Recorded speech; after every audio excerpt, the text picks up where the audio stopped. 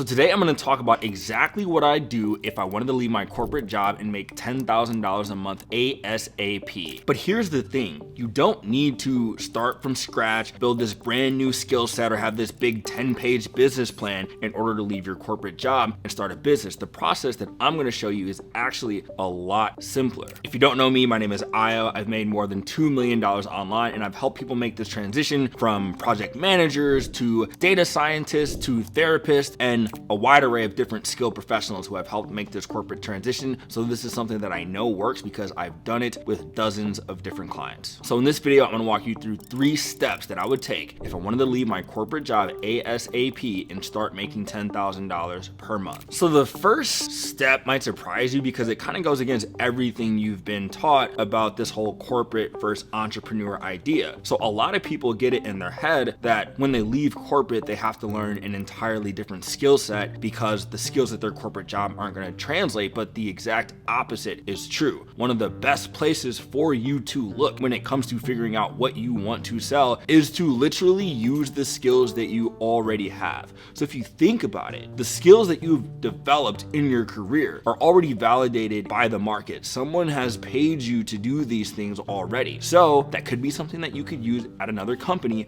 Also, a skill set that you developed at your job, maybe not the main thing that you do, is still something that's translatable to the market. So for example, there's this woman online that I see who teaches other people how to use Excel spreadsheets. Now her job wasn't making Excel spreadsheets, but it was a skill that she picked up while she was in corporate. So you have picked up skills that you've used in your corporate job. And so the place to look is right at those skills instead of trying to do something new. I see so many entrepreneurs do this where they don't do the thing that they were actually doing at their job, and they want to start their whole content creator, coaching, freelancing career based on something that's entirely different. And the problem with that is that the feedback loop is too slow. You're learning something brand new, and so it's going to make your timeline much longer than it has to be. So starting where you're already at with the skills you already have is the number one way to get to that 10K per month mark as soon as possible. So here's what I do. Like literally sit down, take a notebook, write down every single skill that you've learned in your career experience, and like really take the time to actually think about this and like just list out everything you possibly can. And then you want to start doing a bit of research into how those skill sets can translate into the market.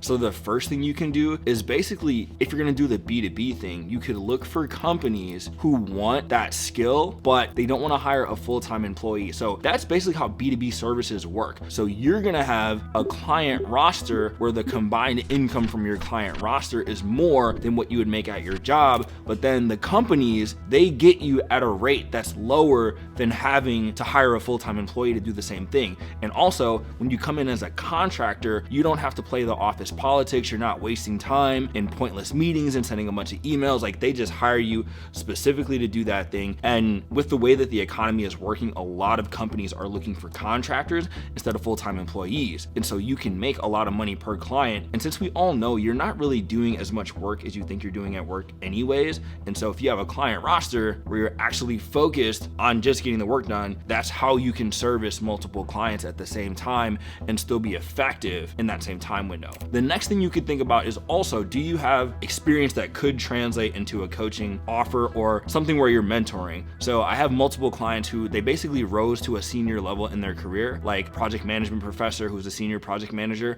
who mentors entry-level sort of project managers that are looking to level up. Another one of my clients is a data scientist who rose to senior level ranks. She got hired at Facebook, these big FANG companies, and so now she teaches people how to get high-paying jobs because she learned how to do it herself, right? So that could also be an option for you too. But if you just sit down and list your skill set and do some market research, I promise you that you can actually find something that could be really valuable to the market. And then you want to package it into an offer, right? So I have multiple videos on this channel talking about how to package your skill set into an offer, so you can watch one of those. But you want to have an offer that you could charge $3,000 to $10,000. Like that's usually the sweet spot window of what you could charge, right? So the complexities of that, that's for another video, but just identifying your skill set, finding what kind of offer you want to build. Is it going to be a done for you service, B2B, or is it going to be a coaching offer? And then pricing it in a way where you're getting paid for your value instead of just your hours like you are at a job. This is the basic framework that I would look at when it comes to identifying your skills and using them for a business. And this next part that I'm going to talk about, it seems extremely obvious and logical when I tell you, but almost no one does it. And this is not even just one of those clickbait hooks. Like, no one actually does this. So let's say that you just started your business. Let's say that you have a skill that you're going to use to either help other businesses or coach people with. One of the biggest mistakes that I see people making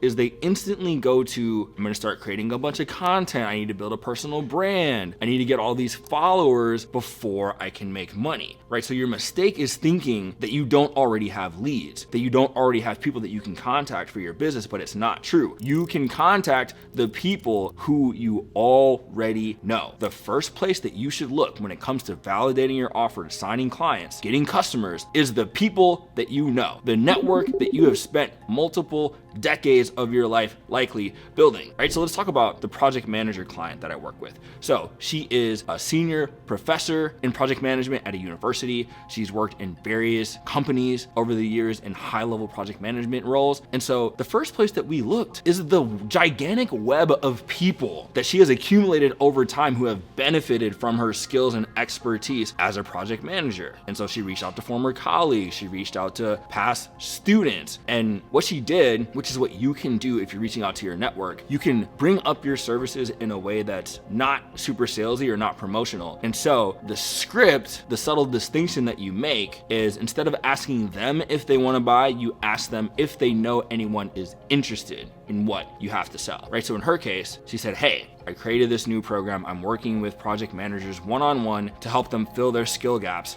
so they can get better jobs. Do you know anyone who might be interested in something like this, right? So what happens a lot of the times is that people are like, actually me, I'm the one who's interested in this. And that's actually how she signed her first client. But then, since she actually literally built up so much goodwill in her career, so many people actually have benefited from her help. They're happy to bend over backwards and find people like, actually, I do know someone who's interested in this, right? So whatever it is that you're doing, you have people inside of your network that you can use to sign clients. I even have a friend who is a barber, right? And he started doing website work and he started doing automations for companies. And the first place, the thing he would do is, as like people were sitting in his chair, he would just be talking about, hey, I got this new website thing. I got this new automation thing. Do you know anyone who might be interested? And he literally, his first month in business, he got to $8,000. Not by creating content online, not by creating this big personal brand. Like, he just literally opened his mouth and talked to people he actually knew. I have another buddy who's a copywriter who makes $2 million a year. His very first client was literally him asking his friends and family, hey, do you know any businesses who I could do advertisements for? So if you sort of put on your big boy pants, your big girl pants, and actually open your mouth and talk to people you actually know, you could build a business very fast. So that first source of leads is your actual network. And so use that resource. And then once you have the offer, once you have the network of people you're talking to, then you already have clients and customers and social proof that you can sort of move out into the whole personal branding and content creation world. And it's going to make scaling and growing that business that much easier. And it's gonna make it happen that much faster.